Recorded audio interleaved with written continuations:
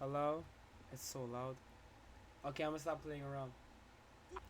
Tales of Toronto, how top 5 live stream ended with a mass shooting. I brought your chain for you to get back 55 minutes. 55 minutes? 55 minutes.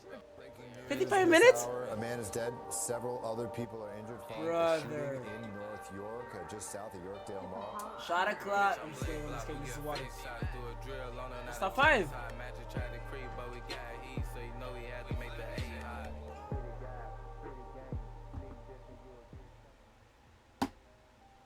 Shot I'm just kidding. It's not real. Passed and Top 5's live stream Oh. had already started to go viral. Reactions wait, what happened? Social past They just try to grab him up? That's crazy. That was kind of weird. You just try to hit it. Why are you picking Top 5 up? You don't do that. Live stream had already started to go viral. Reactions flooded social media as clips of Top 5 cutting off his ankle monitor and flaunting K-Money's chain made the rounds online. We got your chain, boy. But while the internet laughed and watched, the Lawrence Heights community wasn't. At around 9:45 p.m., chaos erupted in Jungle, the same neighborhood Top 5 calls home. In a place already scarred by decades of violence and unresolved grief, gunshots rang out near a low-rise housing complex, sending residents scrambling for cover. By the time the smoke cleared, 6 people had been shot, and one of them was dead. The victim wasn't just another name. He was known in the streets as Drive-By King, a respected member of Top 5's crew, the Go Get 'Em Gang. Several years earlier, he'd survived a shooting that left him paralyzed from the waist down, confined to a wheelchair but still deeply embedded in the neighborhood's pulse. His resilience had become part of his notoriety, a man who took bullets, but kept it moving. This time around, however, the bullets didn't miss. His death hit hard, not just because of who he was, but because of when and how it happened. For those watching closely, it didn't feel random. The timing, the location, the fact that one of Top 5's own was the one to die, it all raised a chilling question. Was this a coincidence, or the direct aftermath of a live stream that went too far? Wait, what did he do? Toronto's rap scene has always been dramatic, but few artists have sparked more controversy and outright chaos than Top 5. His story is one of volatile beefs, legal battles, and violence that has rocked one of Canada's most vibrant urban music communities. Top 5's roots are deeply embedded in Lawrence Heights, a sprawling low-income neighborhood in Toronto, commonly known as Jungle. This area has long been associated with gang activity, economic struggles, and a raw street culture that both fuels and complicates the lives of young men trying to escape or thrive within it. For Top 5, Jungle isn't just a backdrop, it's the foundation of his identity. I won't be doing a full deep dive into Top 5's life in this video, since I've already covered his story in a detailed mini-documentary. If you want to learn more about his background, I'll have that video linked in the description below. Very interesting video. I'll be discussing what may have led up to the horrific Jungle mass shooting. That's crazy. It all starts in 2021, when Top 5 was arrested and charged with first-degree murder in the killing of 20-year-old Hashim Omar Hashi outside a Falstaff condo. The charge shocked many and threatened to derail his career completely. However, the case took an unexpected turn. We have breaking news from the Superior Courthouse with a major development in the murder trial of a Toronto rapper known as Top 5. The murder case against Hassan Ali, better known by his stage name Top 5, ended today when the prosecution stayed the charges stemming from a 2021 fatal shooting in North York. Ali, sitting in court, couldn't believe it, saying, "I get to go, and then is this a joke?" as his family started crying. By January of 2025, the Crown stayed the charges against Top 5, a legal term meaning the prosecution has paused or discontinued the case, but it can be reopened within a year. If the Crown does not proceed within that time frame, the charges are permanently dropped. This meant Top 5 was free to walk the streets, but remained under a cloud of uncertainty and ongoing legal risk. Initially, he had made it known that he was no longer going to engage in any form of clout-chasing activities or feuds. I'm going to bring every community together. Stop the violence. But that promise didn't last long. He continued to engage with fans and rivals online. His social media presence thrived on taunts and diss tracks, blurring the lines between real conflict and online drama. Since his release, Ali has appeared on multiple platforms. Yeah, I don't think I've reacted to this on stream. This podcast. Very funny, interesting podcast. To incite violence. It was an interesting podcast. That's not gonna say. And I'm not a Drake shooter. Top 5's biggest public conflicts have involved his former friends and collaborators, fellow Toronto rappers Casper and K Money. The fallout was highly public and bitter, fueled by personal slights, stolen chains, and escalating violence between their crews. Tensions between the two camps trace back as early as 2021, when things quietly began to unravel behind the scenes. Leaked Instagram DMs exposed Casper calling Top 5 a groupie, claiming he had crashed one of his studio sessions uninvited and even forced himself onto a track. According to Casper, Top 5 wasn't getting any bookings and would randomly show up at their concerts just to hop on stage, unannounced and uninvited. The disrespect didn't stay private for long. Over the next 4 years, both sides traded shots online, with subliminal and direct jabs turning into full-blown beef. Then, things escalated. When alleged paperwork surfaced accusing K Money of snitching, Top 5 wasted no time. He went on the offensive, turning the streets and social media into his personal courtroom. K Money snitched. We're not even bring up his name. He's a confidential. Shit. But this was different, because in the streets, there are two things that can kill your rep for good: getting labeled a rat and getting your chain snatched. And for K Money, the second one, well, it came not long after. And on a Sunday night from downtown Toronto, we got the Phoenix Suns versus the... On February 23rd, 2025, the Phoenix Suns were in town playing the Raptors at Scotiabank Arena. And among the nearly 19,000 fans in attendance were K Money and several members of Top 5's Go Get 'Em Gang, aka the GGs. The GGs immediately spotted K Money courtside, but K Money, on the other hand, was completely unaware of his surroundings. According to him, he had taken Xanax prior to the game and was severely drowsy, a state so visible that even TV cameras caught it. His condition raised concerns, and soon, arena security flagged down medical staff, worried he might be overdosing. Yo, this is real? Yo, what? Flip a GG after. What? According to him, he had taken Xanax prior to the game and was severely drowsy, a state so visible that even TV cameras caught it. His condition raised concerns, and soon, arena security flagged down medical staff, worried he might be overdosing. He was removed from his seat in a wheelchair, but that's when things took a turn. The GGs spotted the moment and followed him toward the elevators, and as K Money waited to leave, they pounced. The entire attack was caught on camera and posted online within minutes, instantly going viral. The GGs did that while Top 5 was chilling with Drake. Wow. Oh my goodness. Rappers and fans across the city began cracking jokes at K Money's expense, turning the assault into meme Literally SmackDown in the same clothes as the material. Arena wheelchair, even worse. City began cracking jokes at K Money's expense, turning the assault into meme material. But K Money wasn't staying silent. In response, he jumped on Instagram Live, erratically firing back.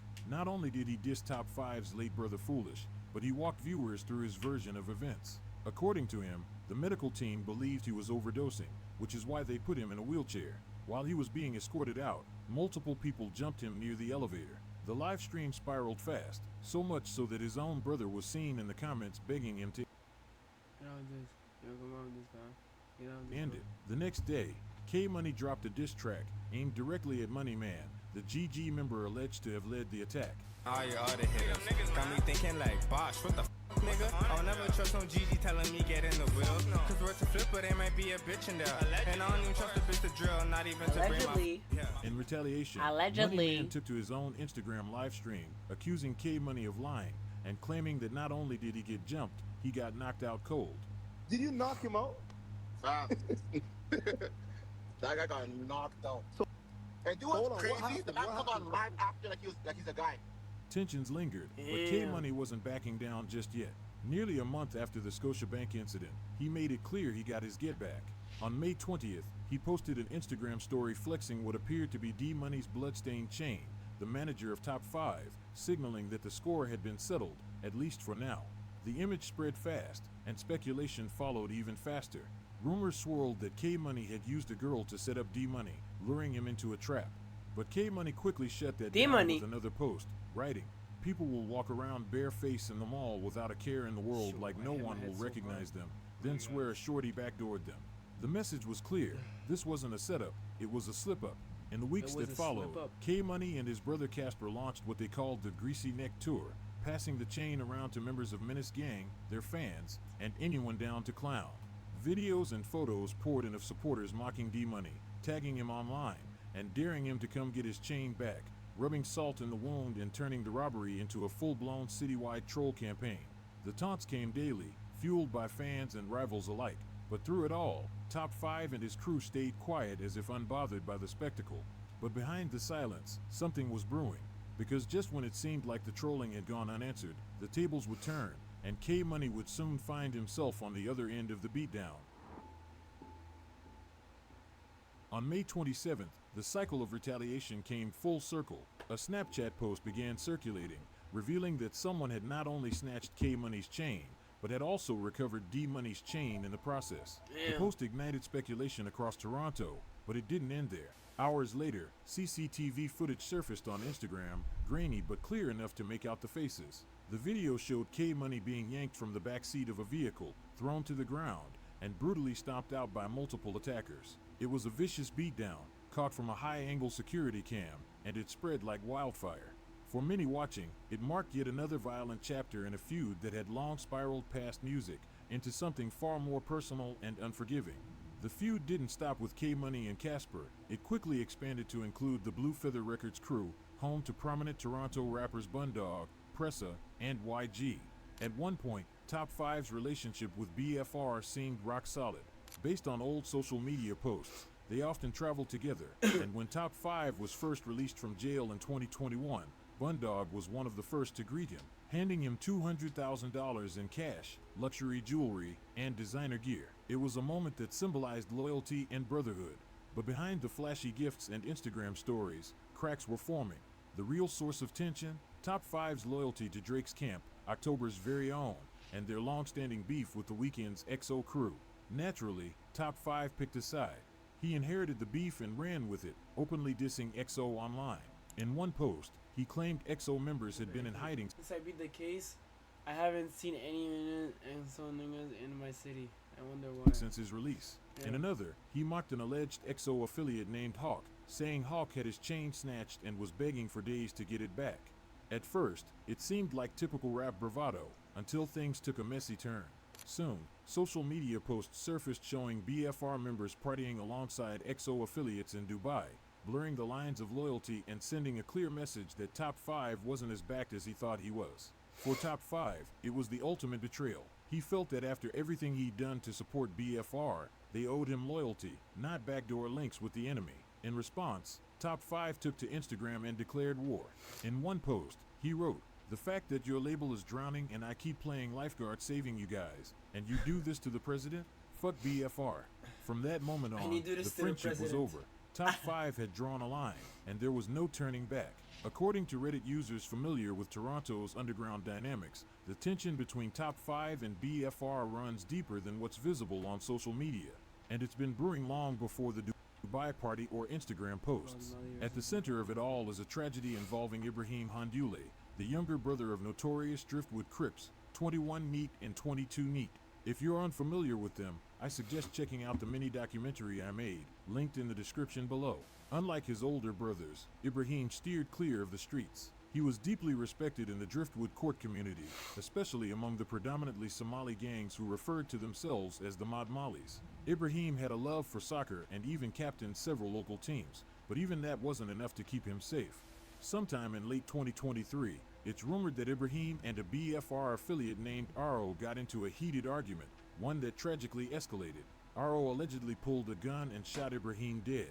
In a swift and brutal act of retaliation, someone close to Ibrahim and his brothers allegedly tracked down Aro and killed him. As of the making of this video, the shooter is still on the run. These two killings tore a deep divide through the Driftwood community. You see, Ibrahim was well loved by the Mod Mollies, while Aro was a figure respected by BFR. What followed was a silent civil war. Mod Molly affiliates began openly taking shots at BFR, both online and in the streets. Caught in the middle was Top 5, who at the time was cool with both crews. But as the streets began to fracture, so did his alliances. In the end, Top 5 picked a side, and he chose the Mod Mollies. From that moment forward, the relationship between Top 5 and BFR became strained and incredibly toxic. Then, the final nail in the coffin came when BFR linked up with XO. What started as street politics quickly turned personal. Top 5 began dissing Houdini, a beloved member of BFR who had passed away, and in response, YG took shots at Top 5's late brother, Foolish. What began as quiet tension exploded into a full-on war, with both sides taking it to a level few expected, dissing each other's dead loved ones, and burning every bridge left standing. Yo, tell your man Top 5 to get off live. They about to kill him. I told him, I say, yo, Top 5's are everywhere. They gonna kill me? Why I you say, yo, look Top like 5's are everywhere. They gonna kill me? Damn. On the night of June 3rd, 2025, the tension that had been simmering for months erupted into chaos during a live stream that would shock Toronto's rap scene. Top 5 went live on the streaming site Kick from inside Canada's Wonderland, flanked by his crew, and right beside him stood Moneyman, proudly showing off. Oh no, it's lagging. Oh no, I'm lagging, chat. What the fudge am I lagging? What the frick am I lagging, bro? Background noise. K-Money's chain. With a cocky grin, Top 5 pointed to a 55-minute countdown timer on his phone, announcing that his ops had exactly 55 minutes to come find him. The live stream was anything but subtle. Damn, anything but subtle. Oh no. I don't know why the quality is crashing.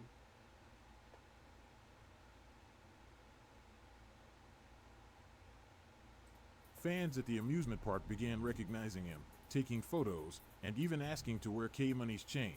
Let's go get back! Let's go get back! Let's get back! Throughout the stream, Top 5 fired shots at YG and Bundog, continuing to fan the flames of his feud with BFR.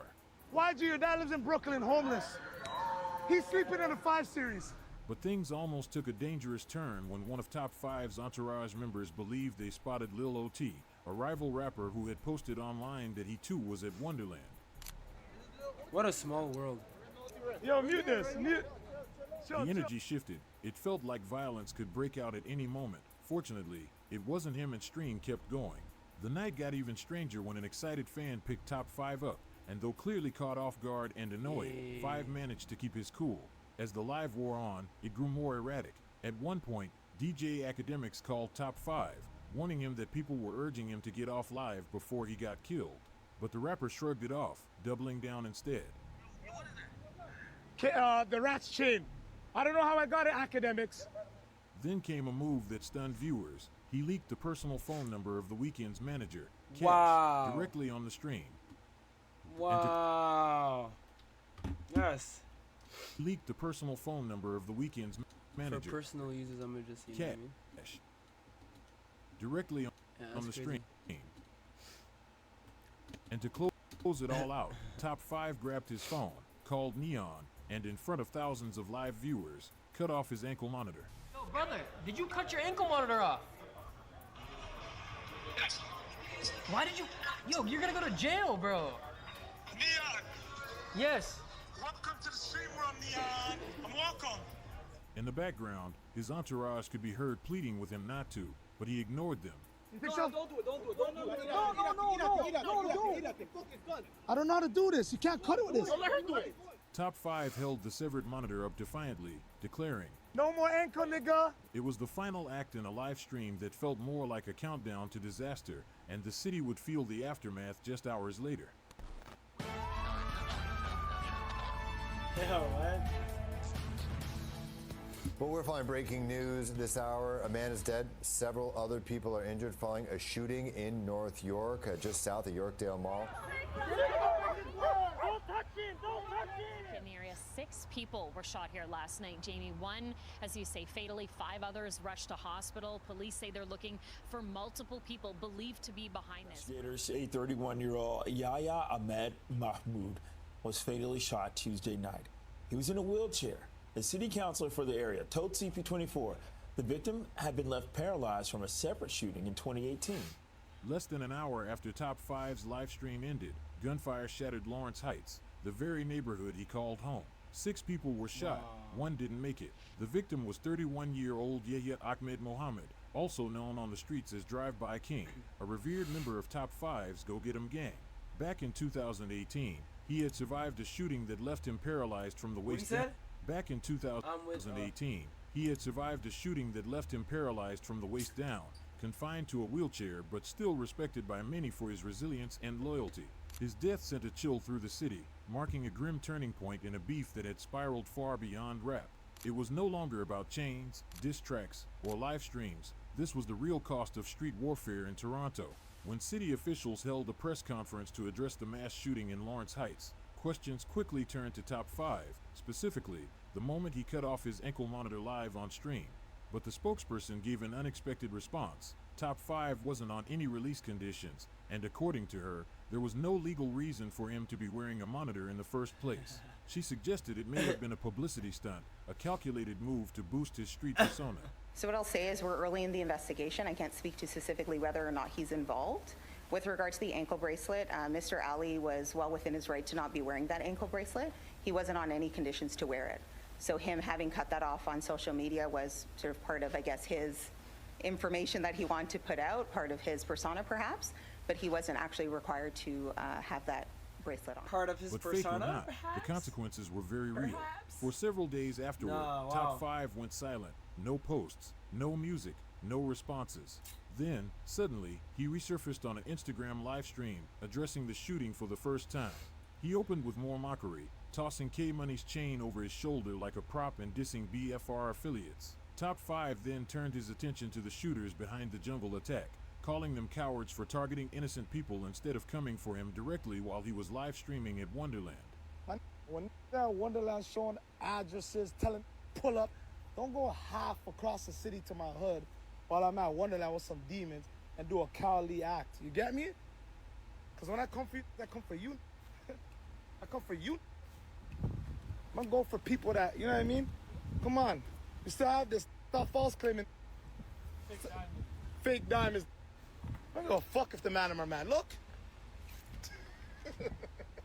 But the disrespect didn't stop there. In the days that followed, Top 5 posted graphic images of Ro's lifeless body, further escalating tensions with every upload. The antagonizing was relentless, and it didn't go unanswered. Within a week, Driftwood was bleeding as a wave of retaliatory shootings shook the neighborhood, marking yet another violent escalation in a feud that had already gone far beyond music. Damn. It all began on June 11th, 2025, when shots rang out near Jane Street and Milo Park Gate, just steps from Driftwood Court, a neighborhood already simmering with tension. Luckily, no one was hurt, but this was just the beginning. On June 18th, Top 5 declared on Instagram that he was officially in crash out mode. His rival, YG, fired back with a sharp jab by saying, "You need to hop in a car to crash out, not the internet." 2 days later, on June 20th, violence returned to Driftwood Court. According to rumors, a car pulled into the complex and opened fire on a man standing outside, but instead of hitting the intended target, the gunman accidentally shot and killed a stray cat, which a bystander recorded laying lifeless on the pavement. Hours later, Top 5 took to Instagram once again, this time posting a photo of Lil Durk, who is currently incarcerated on charges including conspiracy to commit murder and murder for hire. The message was subtle, but not lost on those watching. Then, on June 23rd, things seemed to take he missed and shot a cat. Oh my goodness. Another strange turn. A Mod Molly affiliate announced plans to go live with Top 5 the following day, but the live stream never happened because 2 days later on June 25th, another car rolled into the Driftwood Court complex and a gunman opened fire, striking a 23-year-old man and leaving him with life-threatening injuries. According to Driftwood-based rapper M. Sav, the victim was not only his childhood friend, but an innocent bystander. M. Sav went on to warn his enemies in a post by saying that they were lucky his steppers were still locked up, or they'd already be dead. In the aftermath, Top 5 returned to Instagram with a string of cryptic posts. The first showed him being pulled over by police, soundtracked by Shaggy's hit record, It Wasn't Me. The next was a black screen accompanied by 42 Doug's single, We Not Done, a track with lyrics that felt like a threat more than a caption. Then, just 3 days after the latest Driftwood shooting, things took a surreal turn. Adam22, host of the popular No Jumper podcast, decided to take a hood tour of Driftwood Court. Flanked by Top 5, the Go Get 'Em Gang, and members of the Mod Mollies, Adam's arrival wasn't just a media moment, it was a statement of control. The message from the Mod Mollies was loud and clear, as long as we're here, Top 5 and Adam 22 are good in Driftwood Court. The beef between Top 5 and BFR, along with K-Money and Casper, is far from over. To this day, shots are still being exchanged on social media, with each side using Instagram Lives, cryptic captions exchanged on